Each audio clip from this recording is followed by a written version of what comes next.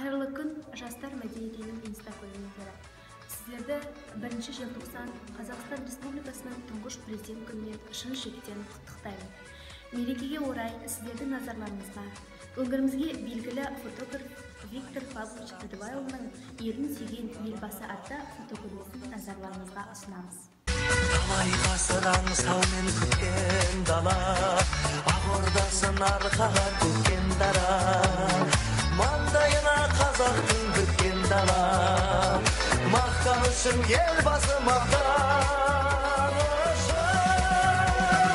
Қиындықты жеңген, қалың елі сенген, ғасырлардан озған ардуға, елбасы ағам көсем болсын аман есен, халық үшін туамыз сұлтан.